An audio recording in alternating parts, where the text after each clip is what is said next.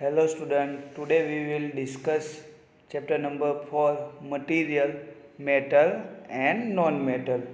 You are familiar with a number of material like iron, aluminium, copper, each.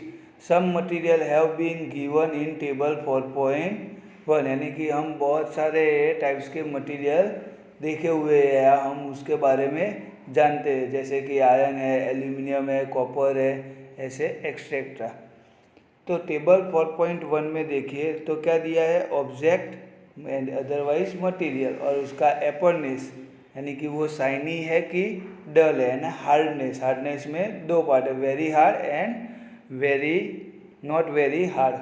तो चलो iron, iron की shyness कैसी होगी, एपर्नेस shiny, उसका हार्डनेस कैसा होगा तो वेरी हार्ड। कॉइल तो डल एपर्नेस एंड हार्डनेस भी नॉट वेरी हार्ड। ऐसे आप बहुत सारे सब्सटेंस की एपर्नेस एंड उसकी हार्डनेस कंपेयर कर सकते हो। आगे देखते हैं तो can you name the material which are metal, क्या आप बता सकते हो कि इसमें से कौन सा मटेरियल मेटल है। तो the rest of the material in table 4.1 are non metal. Metal can be distinguished from non-metal on the basis of their physical and chemical property. Recall the luster and hardness are physical property. यानी कि metal and non metal का जो difference है वो हम उसके physical and chemical property से बता सकते हैं, और ये जो एपर्नेस है एंड हार्डनेस है ये दो उसकी फिजिकल प्रॉपर्टीज है। अब हम देखते हैं 4.1 physical property of metal and non metal. तो have you ever seen a blacksmith beating an iron pieces और an articles made up of iron like a spade, a saw and axe? Do you find a change in the shape of this articles on beating? यानी कि हम देखते हैं कि iron को क्या करते हैं कि पहले हीट देते और फिर उसको बीट करके हमें जो शेप में चाहिए वो शेप में हम उसको कन्वर्ट कर सकते हैं। तो क्या आप आयरन को बीट करके कोई भी शेप में कन्वर्ट कर सकते हो? तो क्या yes. Would you expect a similar change if we try to beat a pieces of coal? यानी कि ऐसा ही बीटिंग से आप जो कॉइल है हमारा उसका चेंज कर सकते हो? तो क्या no. Let us find out, तो देखते हैं क्यों नहीं। तो देखो activities 4.1, take a small iron nail, a coal pieces, a pieces of thick aluminium wire and pencil lead. Beat the iron nail with a hammer, but take care that you do not hurt yourself in the process. यानी कि हमें क्या करना है कि different different object लेना है, material लेना है और उसको फिर हार्मर से बीट करना है। The aluminium wire also then repeat the same kind of treatment on the coal pieces and pencil lead. Record your observation in table 4.2. और ये सारे मटेरियल को ऐसे हार्मर से क्या करना है, बीट करना है और उसका जो ऑब्जर्वेशन है वो हमें टेबल में लिखना है। तो 4.2 क्या है, मेलाबिलिटी ऑफ मटेरियल। तो object otherwise material change in the shape यानी कि flatten otherwise break into pieces, यानी कि वो बीट हो सकता है या वो फिर टूट के पीसेस में कन्वर्ट हो जाता है। तो फर्स्ट आयरन नेल्स, तो उसमें क्या लिखेंगे हम, फ्लैटन्स। कॉइल पीसेस तो ब्रेक इनटू पीसेस। ऐसे हम सारे एग्जाम्पल के लिए लिख सकते है। अब आगे देखो तो you show that the shape of iron nail and aluminium wire change on beating. If they were beaten harder this could be change into sheet. You might be familiar with a silver foil used for decorating sweet. You must also familiar with the aluminum foil used for vaporing food. This property of metal by which they can be beaten into thin sheet is called malleability. यानी कि iron nails और aluminium wire को हम beat करके क्या कर सकते हैं, उसका शेप चेंज कर सकते हैं, इसको शीट में या वायर में कन्वर्ट कर सकते हैं।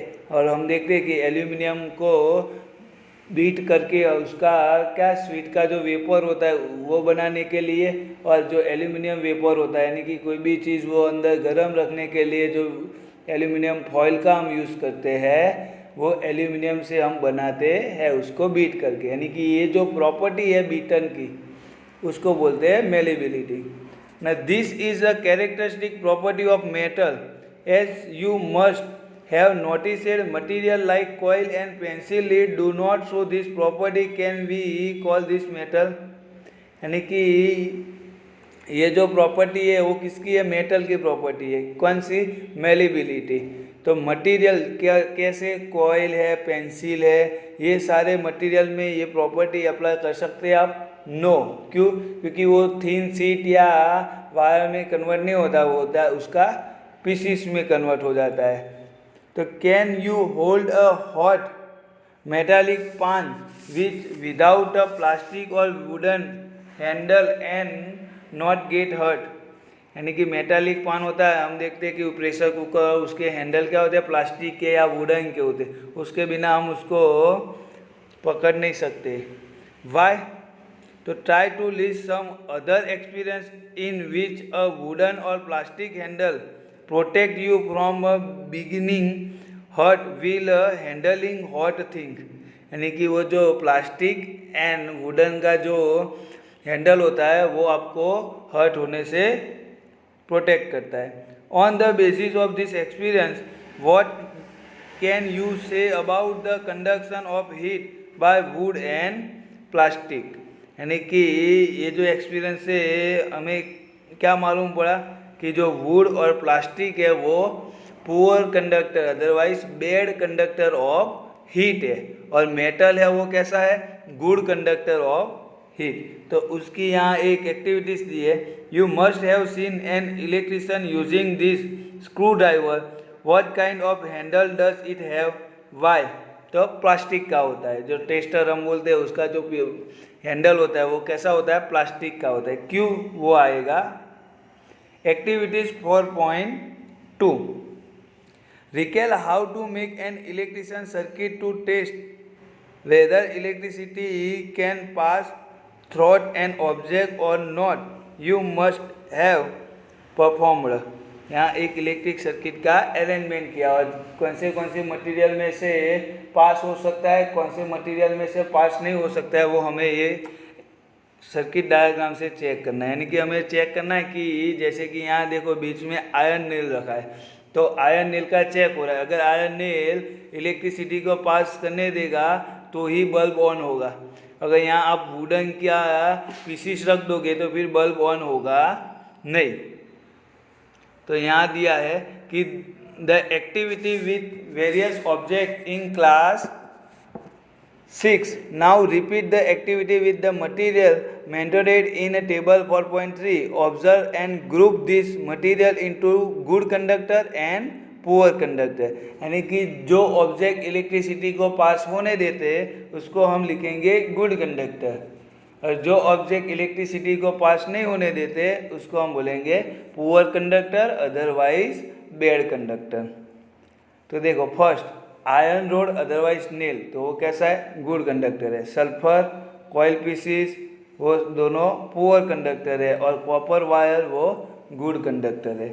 तो you observe that iron nails and copper wire are good conductor with rolled sulphur pieces and coil pieces are poor conductor. Where do you find the use of aluminum and copper wire? तो have you seen wire of coil? Definitely not। क्या होता है कि हम जो wire use करते हैं वो वायर कैसे होते हैं, एल्यूमिनियम के होते हैं अदरवाइज कॉपर के होते हैं। पहले एल्यूमिनियम के आते थे लेकिन अब सारे जो वायर आते हैं वो किसके आते हैं, कॉपर के आते हैं वायर। अब कभी भी कॉइल का वायर देखा है तो क्या, डेफिनेटली नॉट। यानी कि this property of metal by which it can be drawn into wire is called ductility।